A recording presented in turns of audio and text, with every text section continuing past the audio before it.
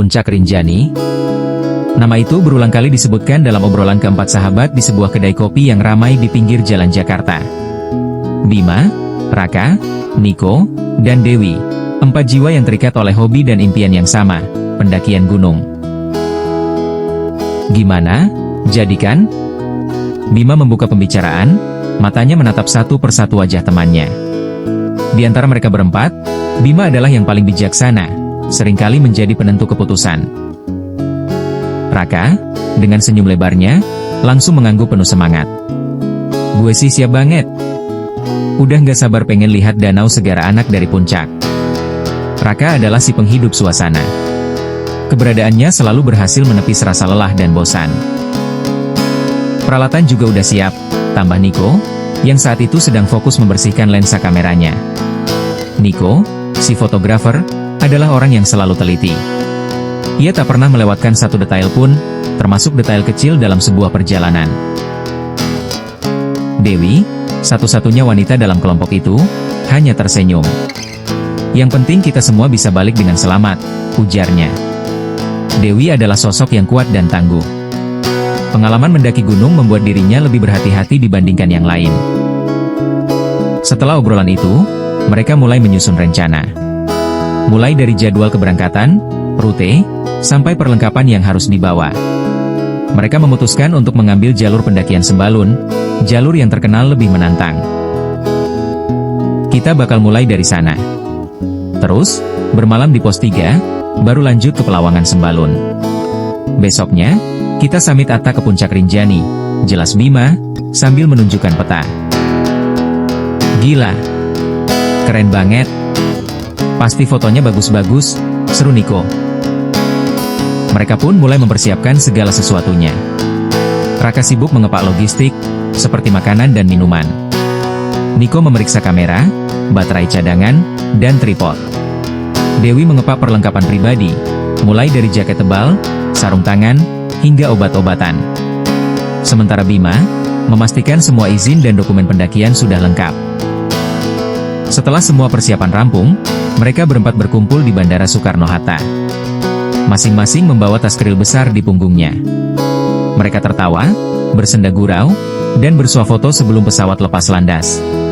Tak ada satupun dari mereka yang menyadari bahwa perjalanan ini tak hanya menantang fisik, tetapi juga mental. Mereka tak tahu, petualangan di Gunung Rinjani akan mengubah hidup mereka selamanya. Pagi itu, udara Lombok terasa hangat menyambut kedatangan mereka. Dari bandara, sebuah mobil jemputan sudah menunggu untuk membawa mereka ke Sembalun, desa terakhir sebelum memulai pendakian.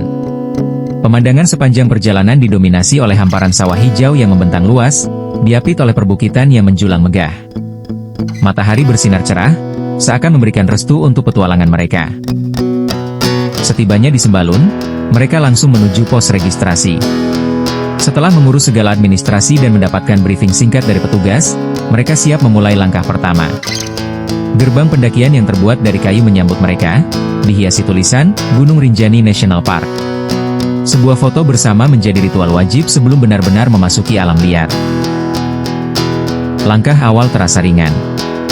Jalur landai yang membelah padang savana luas menjadi pembuka yang menyenangkan. Langit biru membentang tanpa awan, sesekali dihiasi burung-burung yang melintas. Tawa Raka pecah saat melihat seekor monyet melompat lincah di dahan pohon. Niko tak henti-hentinya mengabadikan setiap momen dengan kameranya, mulai dari lanskap indah hingga ekspresi ceria teman-temannya. Dewi berjalan dengan tenang, sesekali ikut tersenyum mendengar celotehan Raka. Bima, sebagai pemimpin, berjalan paling depan, memastikan arah dan kecepatan mereka tetap stabil. Namun, semakin jauh mereka melangkah, jalur mulai berubah. Savana hijau berganti menjadi hutan yang semakin lebat dan rimbun. Pohon-pohon besar menjulang tinggi, akarnya menonjol di permukaan tanah, membentuk rintangan alami yang harus mereka lewati. Tanjakan-tanjakan mulai menghadang, memaksa napas mereka terengah-engah. Peluh mulai membasahi kening, namun semangat mereka tak sedikit pun luntur. Sekitar tengah hari, mereka tiba di pos 1, tempat peristirahatan pertama. Mereka melepas ransel, mengeluarkan bekal makan siang yang sudah disiapkan Dewi. Sandwich, buah-buahan, dan air mineral menjadi santapan lezat setelah beberapa jam berjalan. Obrolan ringan kembali menghangatkan suasana. Gila, ini baru awal aja udah begini jalurnya, kata Raka sambil menyeka keringat di dahinya. Tapi seru. Makanya, lain kali jangan cuma main game aja di rumah, ledek Dewi sambil tersenyum. Niko hanya tertawa, yang penting pemandangannya sepadan dengan usaha kita. Setelah beristirahat cukup, mereka melanjutkan perjalanan menuju pos 2. Hutan semakin rapat, suara serangga dan burung menjadi melodi alam yang menemani langkah mereka. Jalur yang dilalui semakin menanjak dan licin karena sisa-sisa hujan semalam. Beberapa kali mereka harus berpegangan pada akar pohon atau batu untuk menjaga keseimbangan. Menjelang sore, bayangan panjang mulai menyelimuti hutan. Cahaya matahari yang tadinya terang benderang kini mulai meredup di balik rimbunnya dedaunan. Udara dingin mulai merayap, membawa serta kelembaban yang menusuk tulang. Mereka mempercepat langkah, ingin segera tiba di pos 3 sebelum gelap sepenuhnya. Kayaknya sebentar lagi sampai pos 3, ujar Bima, memeriksa GPS di pergelangan tangannya. Kita harus cepat.